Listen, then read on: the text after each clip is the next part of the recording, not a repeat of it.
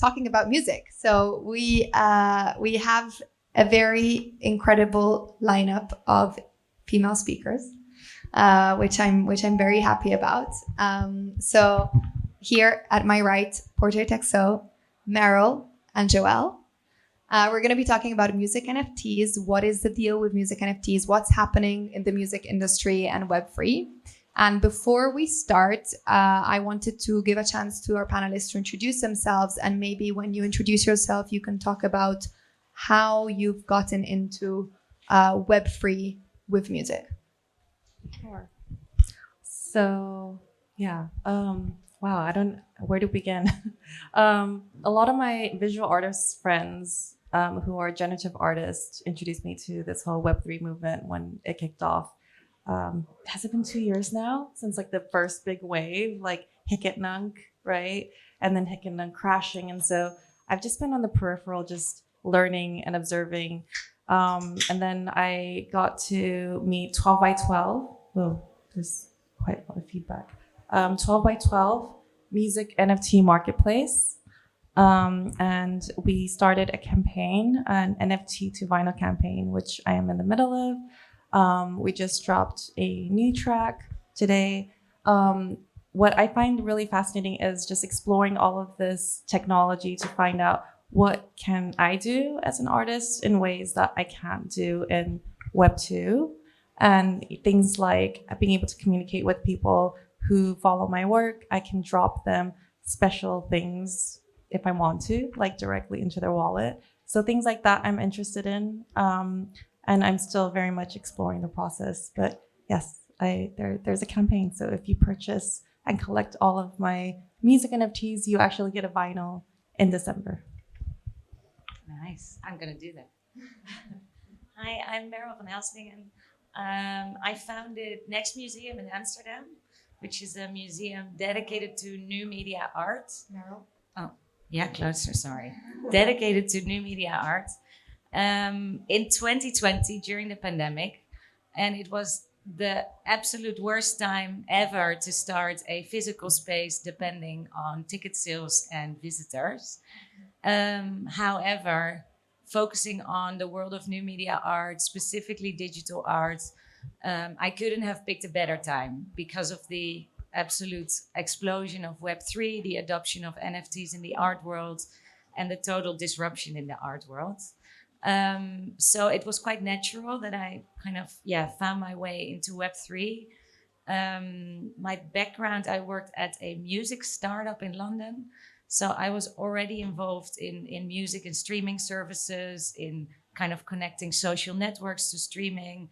And basically, in short, everything came together at Next, where music plays a really big role in the new media art that we present, but also in the events we do, which I'll talk about in a little bit, where we connected music, art to Web3 to start collecting, physical experiences. So it's all coming together and it's really exciting.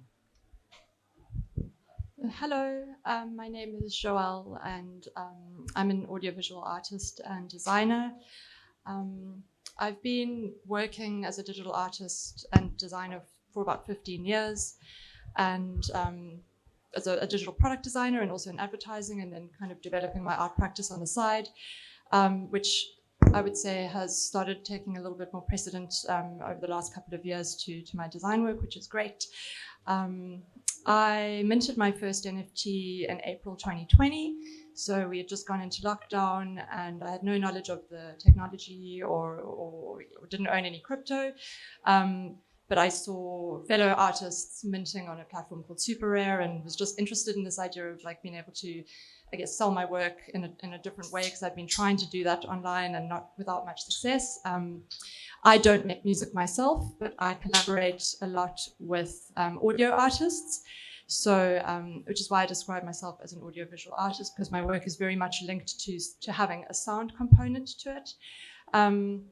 And well, since about a year ago, I've been working with an electronic musician and DJ called Richie Horton as his visual artist. So traveling with him around the world, doing visuals at his shows. But in the last couple of months been working on some very interesting projects within the Web3 space with him, which I'll also be talking a little bit about later. So, yeah.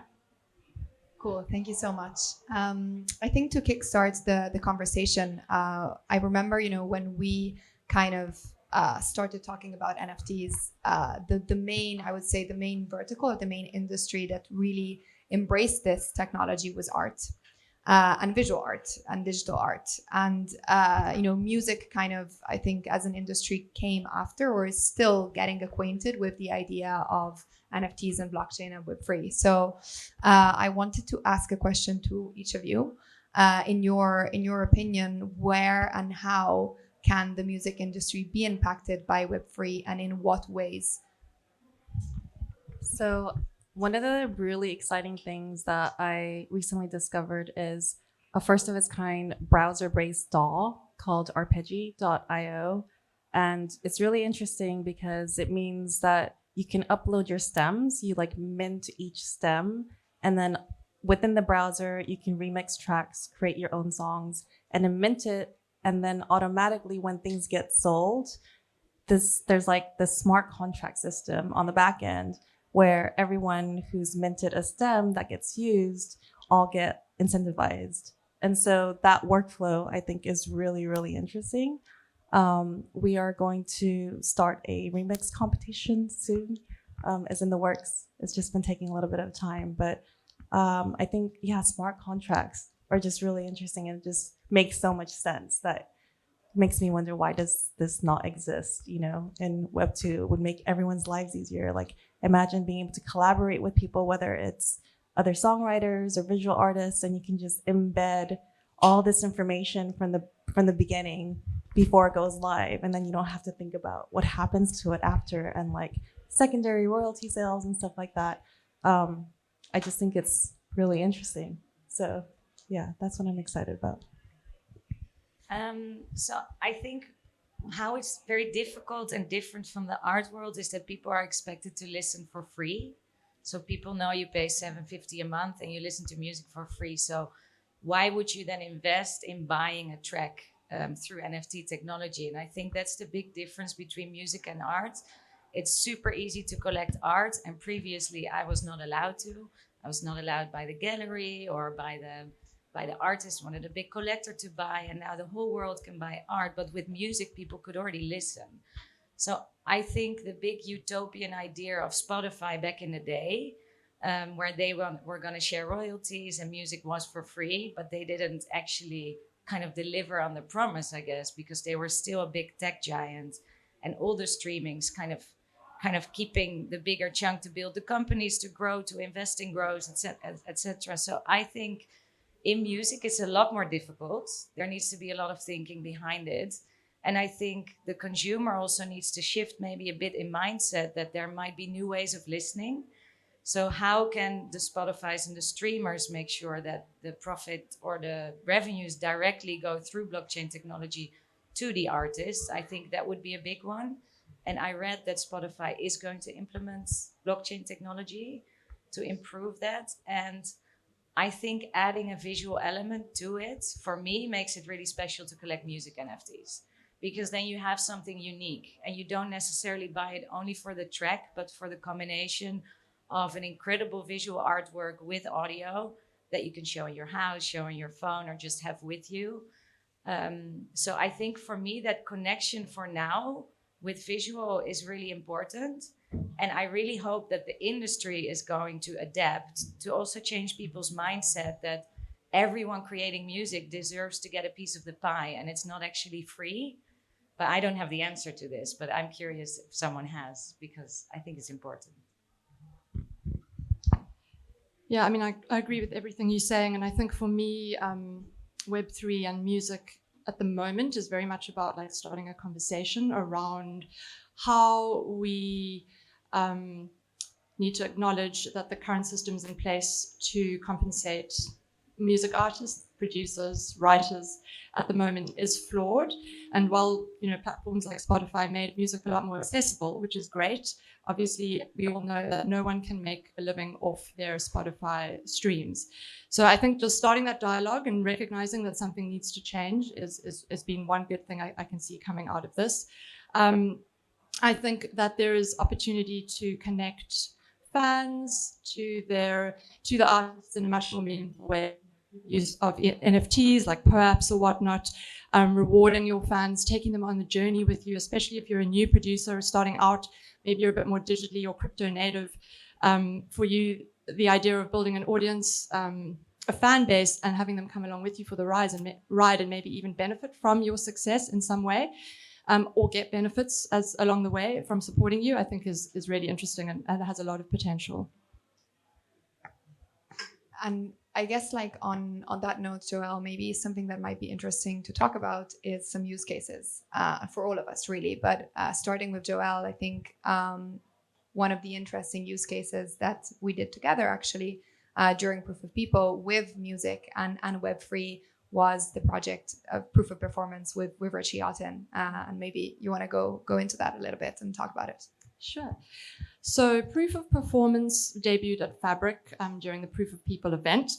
And you can see where the inspiration from the name came from. But actually, he's chosen to stick with that name because ultimately it's the project is a proof of a performance, proof of artist ownership on the music that he plays.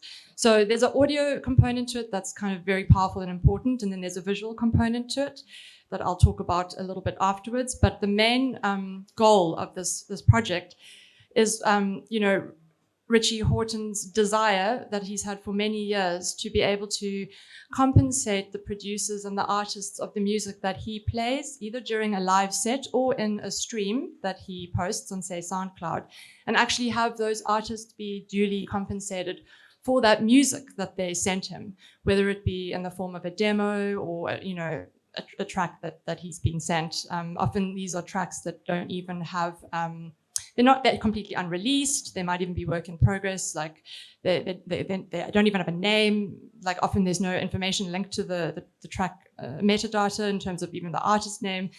And so this project, the idea of it is that when he's playing a DJ set, for this particular project, he had to request demos from artists and ask them to also supply a Tezos wallet address along with that demo or track that would then get added into the metadata of the MP3, like into one of the fields, so that with the mechanism and the system that was built, whenever he played one of those tracks, that artist would have a percentage primary royalty linked to that track. So like if he even had 4 tracks in the mix, say, for example, and one was at like 50% and one is at 10%, like it would actually be issuing a royalty payment based on how much even that track is being played in that moment, because the way that he plays is not just like mixing one track to another, it's often mixing a lot of different tracks together. So really creating this like, a system that he wants to eventually, once it's finished and completed, make free and open source for anyone to use, and to be able to have the DJ get a little percentage, but then each of the artists whose music he played have a percentage. And in our case, there's also to make it, it's an NFT, it's audio visual. So there's a whole visual system that's been built using Unreal Engine, and me and my visual system getting piped into that.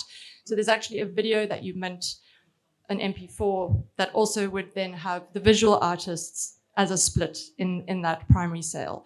So yeah, I guess, it's all about making sure that if he's playing a set to 100,000 people, or he's got a stream on SoundCloud that has, 100,000 plays, that like those no-name bedroom producers are actually getting some compensation for that work that they've done. And that also translates into like the fans, right? Like people can essentially, what happened was that people could actually mint the audio-visual performance that was happening on the time that it was happening during the event, which I think is a very interesting use case for music and just like live events in general, and how to integrate like Web3 with live events, with music, with visuals. And maybe Merel, you want to go into what NXT Museum did during ADE that just happened last week? It was incredible week. So what we did for the last 2 years is connect visual artists to music artists. And we created an artist residency program where they collaborated, sending each other visuals and sounds to together create a set that we projected on like a, 370 square meter canvas of like wall to floor projection, huge. The DJ would be playing in the middle, but we want to create equal value. So the DJ and the VJ have as much presence on marketing, on the stage, etc., but also in creating it. So it's not just big DJ and there's the VJ, but it's actually both equally. And they created together. And this year, for the first time, we asked them to create NFTs, limited editions. So they took snippets of the performance and created like either one of ones or 10 editions. But also we did live minting on the night. So it makes the NFT a lot more special because you've been to the performance, you felt the emotion, you were dancing on that moment where you see the beautiful TV screens. And you can actually own a piece of that. So it's much more an emotional piece of ownership than just buying because you love the artist or the music, but it has a meaning. And the live minting was incredible. That was for free, similar to downstairs. And we had screens downstairs and you could scan QR codes and you could own a piece of the performance for free. So it was really for people who didn't have experience with Web3, who didn't have a wallet yet, who had no clue how to do it. They weren't sure if they want to spend the money on it. They could mint, and we had 30% of our visitors actually live minting. We were amazed. It was the best result ever. And you saw your name popping up and you saw exactly which NFT you got on the screen. So people were engaging around the screen. And I think over 80% were people that were collecting through social media accounts. So it's all new people coming into Web3 without a wallet yet who are starting the journey. So I think it's really interesting to see that there's a lot of interest, but you also need to make it easier and accessible. And for the people who are in the game and who understand, they might be collecting limited editions. But I highly recommend anyone doing a live event to start doing this, because you don't only build your community. It's not just a nice to have, but it's really educational and really cool, actually. Yeah. Yeah, and I guess going back to what you were saying before, it's also an opportunity with these types of technologies to then re-engage, your audience, like the people that have minted that NFT or, that have collected your work to create a fan base and to be like, hey, this is a gift that I'm giving you because you've collected my NFT or because you've been at my event, right? Mm-hmm. Yeah. Do you want to maybe go into that? I haven't done it yet, but my plan is everyone who starts engaging with me in these ways by being connected via wallets, I would like to incentivize them with like early versions of stuff, demos, or just maybe like audio notes, just randomly surprise people with things. Because the thing is, I always explain I'm just as introverted on stage and in person as I am behind the scenes. I'm actually like, the way I like to perform is I have a lot of visuals. I like to be a silhouette on stage. I love to create and I love to perform, but it's a really bizarre thing. Like I hate being in the spotlight. And the way I like to connect with people is like really deep, meaningful conversations. So if I can have a really meaningful conversation and we're connecting because my work is resonating with people in a way, then I'd love to be able to have that opportunity, just like on the fly, send stuff and just like send interesting and very unique ways of saying thank you. And that doesn't exist currently, like on social media and the way that the mechanisms are set up. So I'm still very much exploring, and I'm very appreciative of Vertical Crypto. Like you and Phil have been amazing at helping with the live minting happening downstairs. And so this is my first time experimenting with this, and it's really cool that this is like the whole nature of decentralization, that is amazing. Open source culture is all about like helping each other out and get through all these sticky bits. Do you want to maybe explain what's happening downstairs? Because I guess people want to know. Sure. So the large LED screen is a collective voice ID, and it's my tribute piece to everyone who is here to celebrate our voices. I have a lot of contemplations about what it means to be human in a data-driven society, especially when we talk about Web3. It's just like, I find myself feeling constantly overwhelmed with how much data there is. What does it mean to put our identities on chain as well? And I think that one of the things that are under-celebrated is our voice. It is the most unique instrument that we are all naturally born with. And so the installation is constantly reacting to the sounds of all our voices in the room. So when you live mint, you're getting a unique visual of all of our voices in the room. So it's a piece of history, actually, if you own it. It's a first for me. Yeah, no, I think it's a first in general, no? I think owning these types of NFTs is something that, I don't know, in 10 years' time, it's something that has so much value because maybe after your experiment, there will be more and more coming. And you will be one of the kind of, founding mothers of doing this with voices and connecting the technology to art and to your wallet. I always see this, I always explain this and describe it as like when you would collect your concert tickets. You know, you used to go to a concert and then like you kept the concert tickets, or I don't know, even plane tickets. I used to do that with plane tickets. I used to go somewhere and it's like, that's my boarding pass when I went to, I don't know, South America or whatever.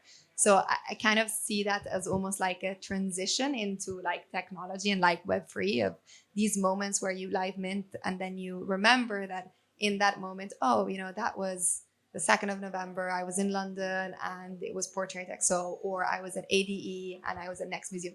You know, these kind of like little memories, which I think is very cool, actually. Yeah, I finally downloaded the Palp app on my phone, and I love that I have this place where I can just open and I can see little history of where I've been, and I'm starting to really get into it because it's like, I think it's also been really challenging to remember things, and like life's just been at a complete standstill for a few years, like no events, nothing, and then Web3 happened and it's just been this explosion of so much, and just figuring out how to work with this technology in meaningful ways help us remember really interesting, memorable moments. And so that's been really touching, actually, because at the end of the day, like technology, like where is the humanity in art and technology if it doesn't mean something to us emotionally and it doesn't help us feel connected, right?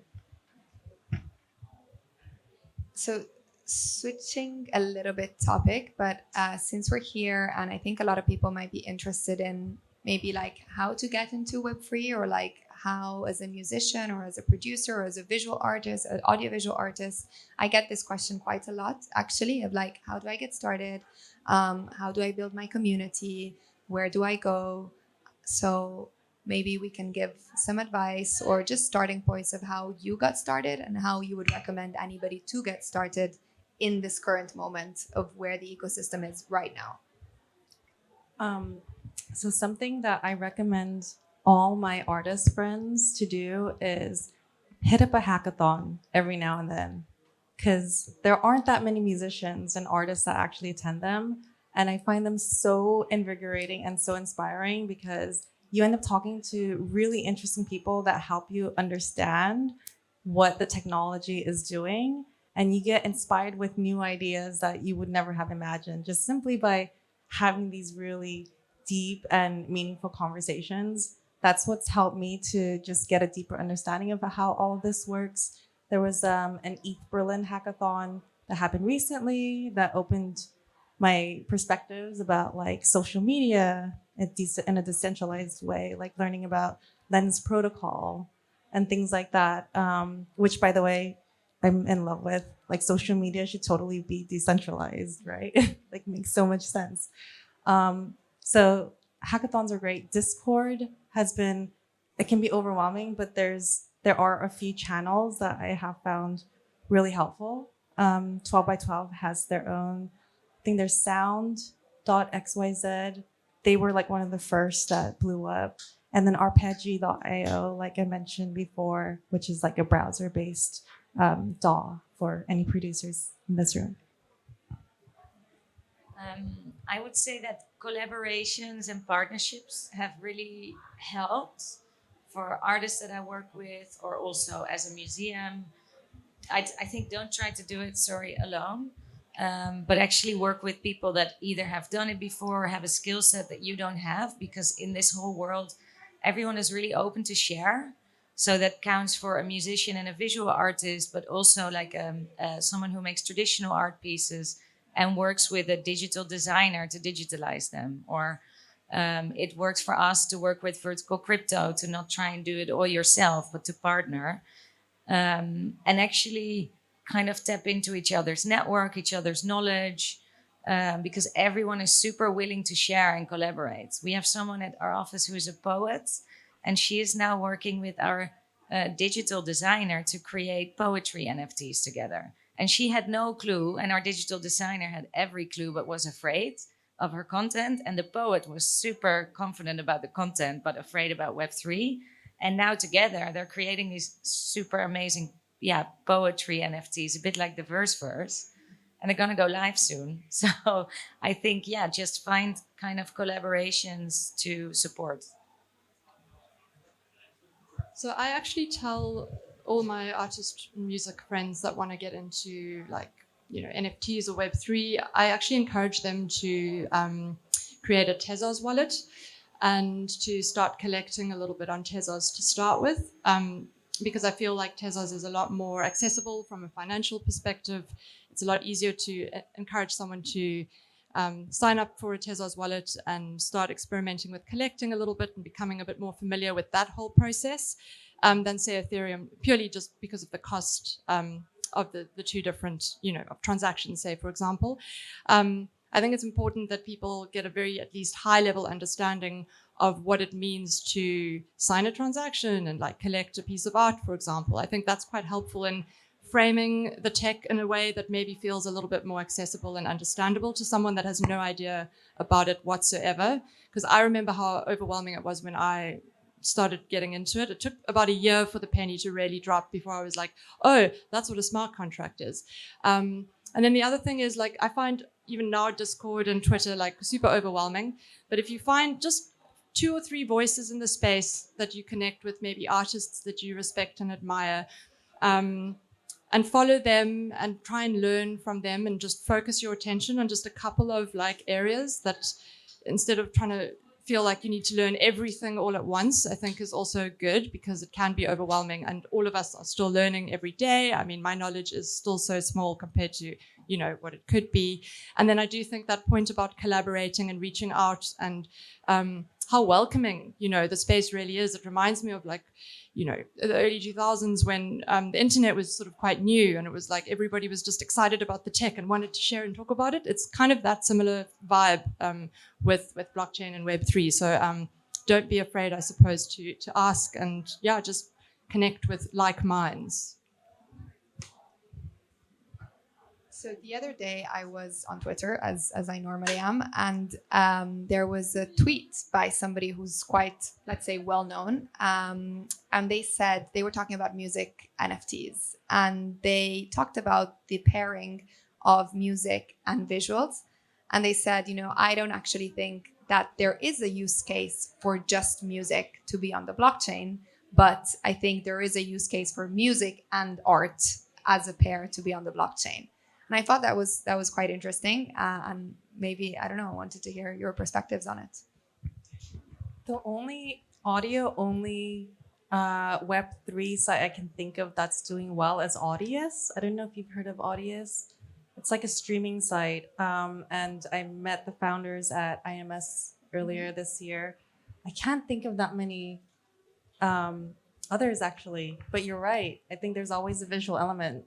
I remember that Don Diablo dropped a unique exclusive track that you can only listen to if you bought the NFT way back in the day.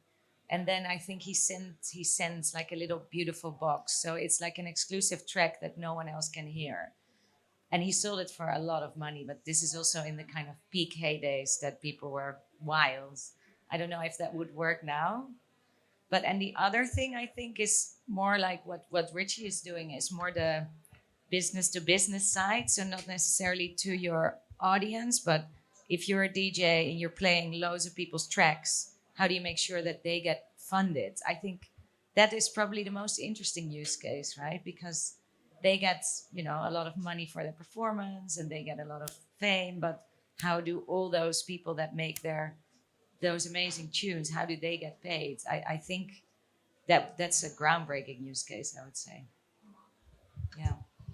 So, as a visual artist, obviously, I would advocate always for there to be a visual element with music. But I do think it comes down to context. So, if I'm like walking down the street and listening to a stream or a playlist, like the chance of me looking at my phone and watching something while I'm doing that is very unlikely. Yes, maybe in the future we'll have like mixed reality or augmented reality where, maybe it's surrounding us as we're walking down the street. But I think context is important. I mean, it's an interesting comment and to say that because even as someone that loves visuals with music, I do think there's a time and place for that. So like if you're at a event and there's visuals, I love being at events and seeing a real live audiovisual experience where the two are really connected. If you're at home watching on your computer or you have artworks on the wall, then it would, but even then with my work actually, having audiovisual work, it's actually difficult when it's on display in an exhibit because there's usually never an opportunity to have the sound playing in a space where there's other sound. There's definitely, I think, opportunity also like when you approach the artwork, how can it trigger sound on your I don't know, device in the future that's going to, allow you to hear something that no one else can hear. But I think it depends on the context. Like, I don't know if visual must enhance the experience of listening to the music, but I mean, if you're in the street walking down the road, you're probably not going to be watching what's going on. So yeah, I think it's contextual. I think maybe going back to what you were saying, Merel, about people being used to consuming music pretty much for free, or they pay £7, but even on YouTube, you go on YouTube, you can listen to pretty much anything you want. SoundCloud, so the idea of probably buying a track is still not in people's minds of how art would be. Art notoriously, historically, has always been a very expensive asset to own, whilst maybe music has been more consumable and easier. So maybe that's the shift that still needs to happen. If it happens, I don't know. Let's see. Go ahead. Well, and I think maybe something along the lines of early releases or exclusives. I think that would be something that could work. Because if my favorite artist would drop something like 2 months before the album launches, I would be willing to pay for that, maybe to listen to it or to own a bit. And then the visual element doesn't really matter. But when I buy it to own it, like a piece of art, I'd like some visuals. I just wanted to say though that like something that I heard recently, which made me really think about like people that might collect a music NFT versus not, is like apparently one of the most used commands on Alexa is play some music. Like I'd say that 90% of the population are not super fans. They're not the ones that have been the record diggers and like, most people just go to Spotify and they just wanted to play me some jazz or whatever. They're not saying play me that person or like, just Alexa play some music in the background. I don't know if those are the kinds of people that will be collecting a music NFT or an audiovisual NFT. I think the kinds of people that would be collecting those would be the maybe more super fans, the people that would collect some merch when they go to a concert or like, go to the concert as well or like curate the playlist themselves, which they're super proud of. So yeah, that was just something that occurred to me about also the audience. Spotify is like super mainstream and it's really aimed at like presenting music to people and helping them find new stuff. If there's a way that could be combined somehow, but I'm not sure those are the people that are going to be necessarily collecting, in that sense. So yeah, that's just. Um, no, I was just going to comment that I think the music cultural shift is slowly happening, but it is a tricky one because not all musicians are visual artists. So I think collaborating is really key. And I think we have yet to see like a really sleek UI and an experience where, I don't know, streamed music on Web3 is seamless. I think Audius does it pretty well. But again, like I don't know how many people are actually streaming and really thinking about like what they're contributing by taking an extra step to look after an artist's well-being or support. But I think, at least for me, what I do plan on doing is, because I know I have like so many versions of songs before they go out live, I will start putting stuff out, but only to specific people, perhaps people who do collect my work already that are released, and then slowly start giving them incentives of unreleased stuff.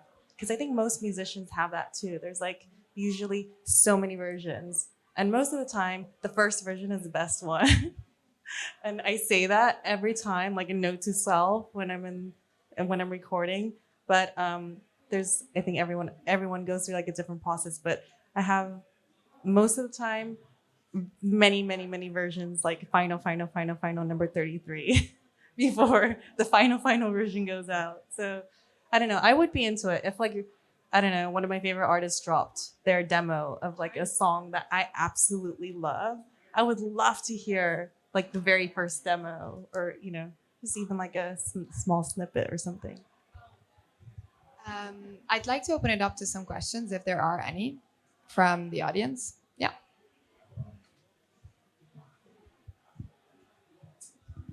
Thank you. It was really interesting listening to you guys because I'm a musician myself, but I also work in tech. Been following this space for about 2 years. There's a lot of excitement about Web3, NFTs, or the collab that everyone should make money. But I think the artists who really make money at this moment, they're the ones who crack Web2. They're the ones who get the biggest audience. I personally don't think NFT or the Web3 space for music is where you're gonna make a good living at this point in time. I think it's only for the super fans.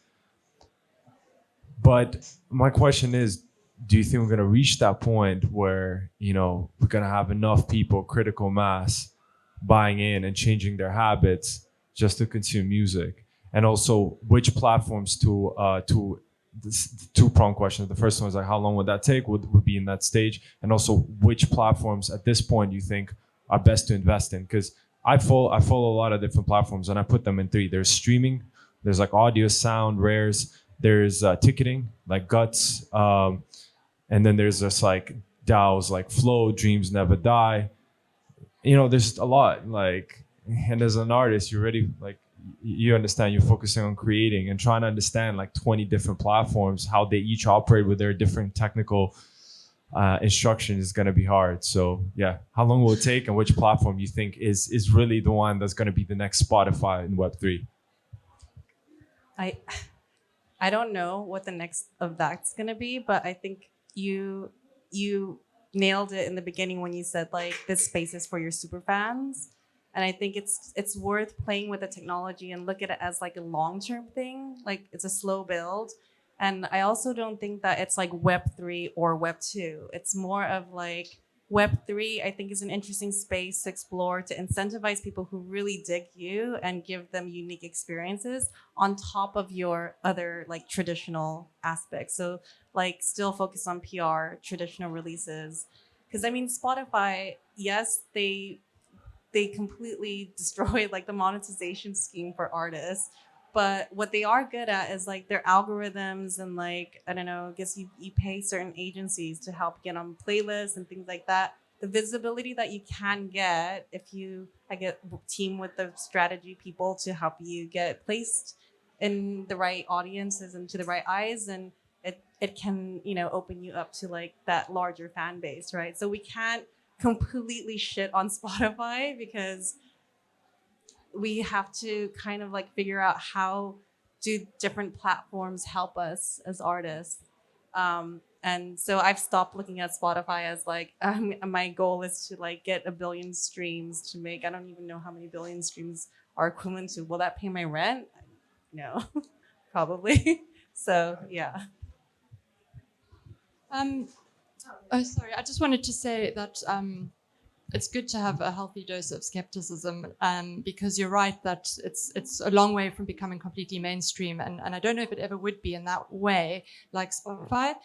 But it's about bridging, I think, Web 2 and Web 3 and bringing some of the ethos of Web 3 into Web 2. And I think there's a product which I think is super cool. It's not on the blockchain, but it's got a lot of Web 3 ethos called A Slice. And I think it's created by a techno musician called DVS1, where basically DJs can submit their the tracks that they're playing to this platform, and it essentially issues royalties.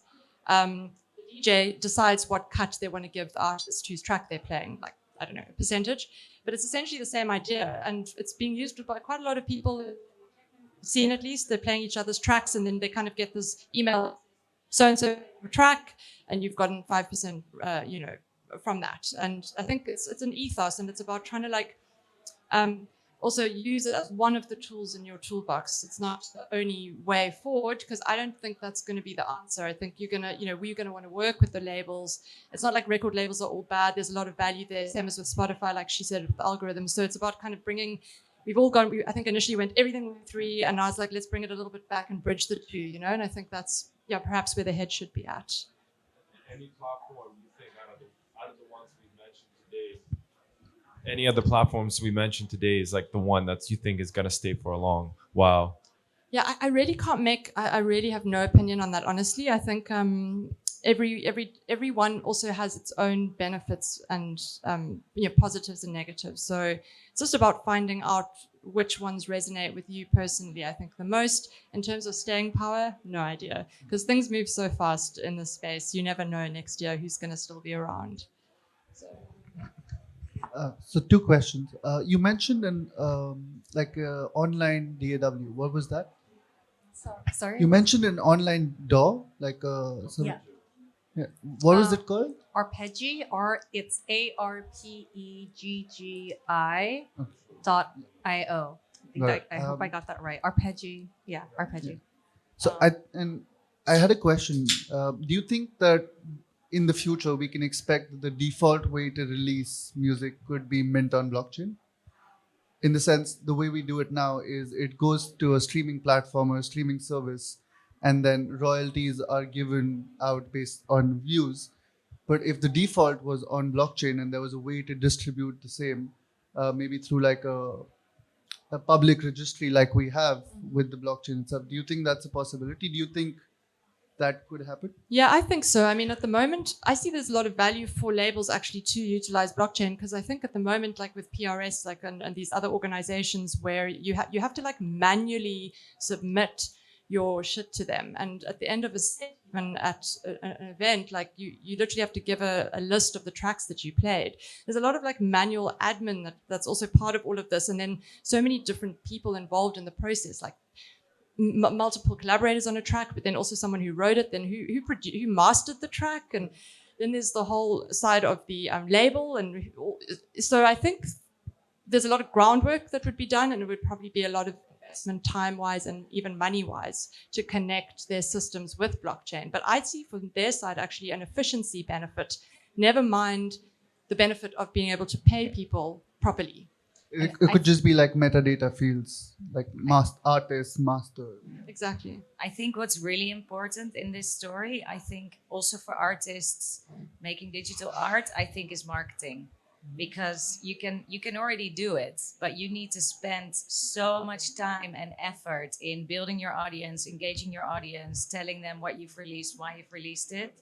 And that's what Spotify is so good at. They reach millions and millions of people. So I think that's something that maybe even when the platform is there, I think you shouldn't underestimate the marketing role the artist will be playing. Same as with digital art now. It's huge. It's so important still. Yeah, I think even with like the visuals and the audio combining, I think there's also an audience overlap. Like I bought a music NFT because of the visual artist. And then kind of actually ended up liking the music as well. So it kind of just flows both ways. There's I so think. much coming at you that you need to just constantly keep pushing the story out.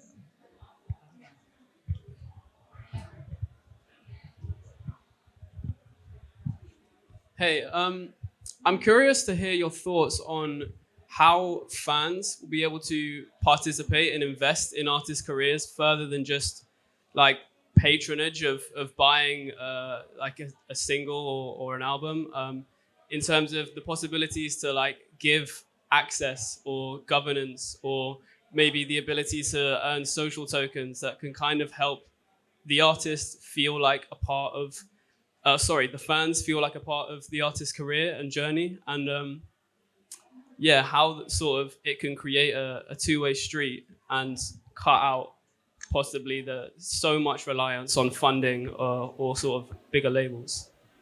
I can give you an example of a visual artist who does this very well, Jonas Lund. He's a visual artist and he makes incredible digital works, physical works. And even before Web3 became really popular, he created the Jonas Lund token. So every time I buy one of his works or I support him, I get Jonas Lund tokens. And when I have a certain amount of his tokens, I get a seat at the table. And he actually created like a virtual table where he shares with you his practice. So he's doing a new drop and he's asking everyone to also give input on what he should do. Should he make it red, white, blue, whatever? I'm just making this up, but he's asking you for advice because he literally said, my gallerist has a conflict of interest with me. Museums have a conflict of interest, but the only ones I can really trust are my buyers and people who invest in me and also get something in return. Yeah. So my Jonas Lund tokens will at some point start increasing in value when he as an artist is going up in value, let's say, or making more money. And I think this is a really, really interesting ecosystem to look at. He built this website where you answer loads of his questions. It's quite quirky, but he's really engaging me in all the different social channels. It's a lot of work. Yeah. Like I think he spends like more time managing his investors, let's say. But I think the concept and the use case could be equally interesting for music artists, maybe even more interesting, because then I can get to go to like events and concerts and stuff like that as well, maybe. So you can put a lot of cool benefits in the mix. They've done that already. Nas was a big artist. He sold his records, you get royalties, and any royalties he gets, and you can do that with like a starting artist as well. So, Yeah. Also a platform called Tezos. I don't know if anybody knows it. That does this with like economics for artists. Longish has done this as well. Yeah, but there's problems with like security Yeah, laws. 100%. Maybe That's the why- problem. Yeah. But that's the problem across. I think that one way that you could connect with a community that doesn't involve them purchasing an NFT, like through patronage necessarily, is using POAPs to, and that can be POAP. Oh, I attended this event and I got this POAP, so I've gone to a concert and I've got this proof that I was there. Or it can be I watched this stream and I got a POAP, which means you don't even spend any money.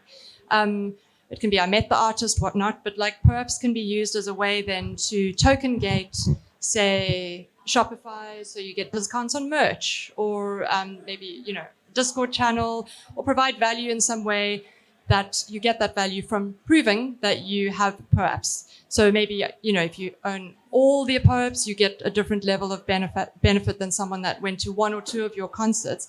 And I think what's interesting about that is it also proves a timeline from the beginning. So if you were supporting that artist from the very beginning when they were nobody, say, and you went to their first concert, fast forward a few years and they've actually blown up, it's like that artist has a direct knowledge that that is a fan that was there from the beginning and can figure out ways to reward them in ways that are like, come backstage, meet me, or, whatnot, like airdrops of music or whatever. So I think that perhaps can be really leveraged, I think, to connect with your community. That doesn't involve them having to buy an NFT from you.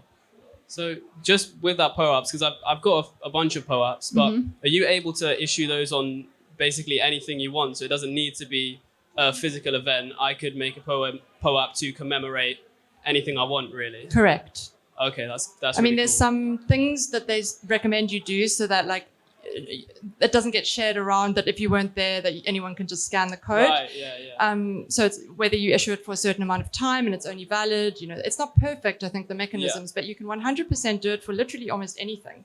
You can have your personal POAP and you give it to people that you meet. I have some POAPs of Agoria, or I think Richie has his personal POAP as well.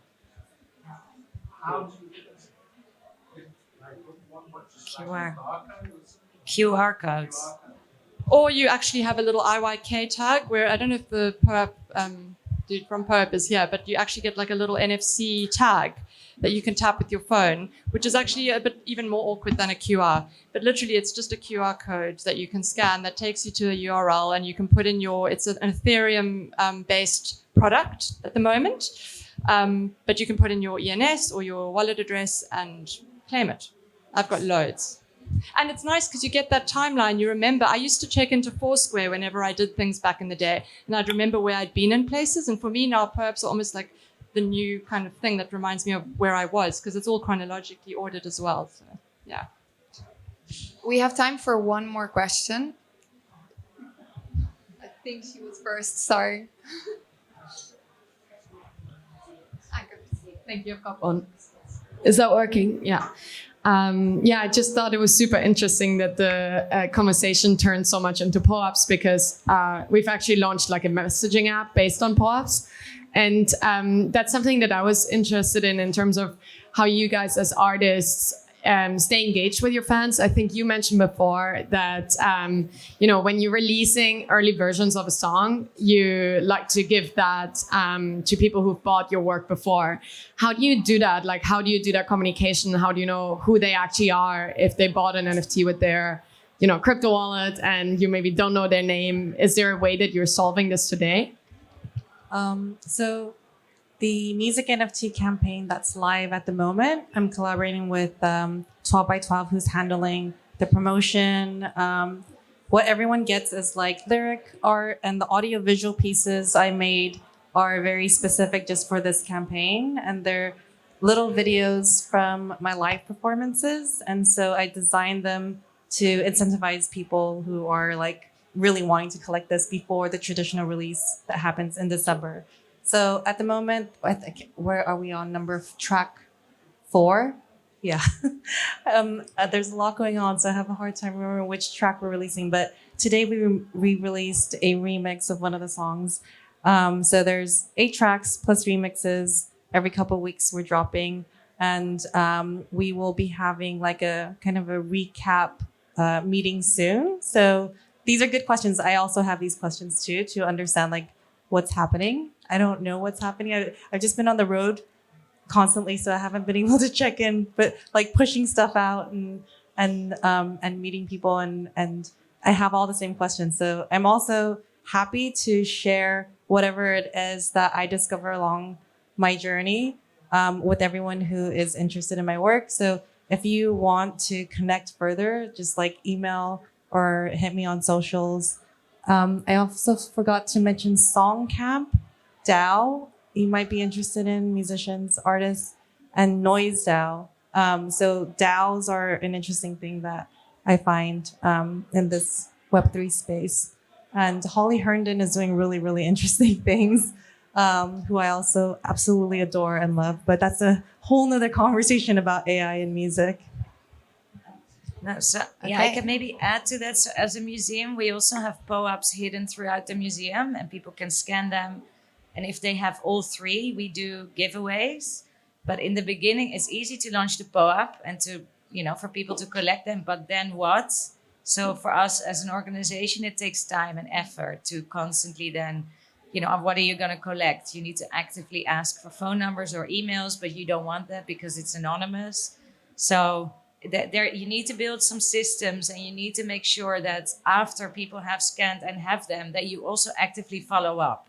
So often it's a case, you need to start airdropping them stuff. And if you promise that every month they get something, you need to also actively do that. It doesn't just automatically happen. So I think that's an important one to mention. Like the ethos is amazing. You can do amazing stuff, but it also takes time and effort, and maybe a team or a person or someone needs to launch like a company in between to do this for loads of artists. But there's also ways in which you can verify who owns your NFTs, and then automatically the people who own your NFT can get airdropped whatever it is that you want to airdrop them. So I don't know, you can open a Discord, and in the Discord to access the Discord, you have to have that NFT, or you can find some other ways that you can verify your wallet. Essentially, there's quite a few people who do that. Yeah.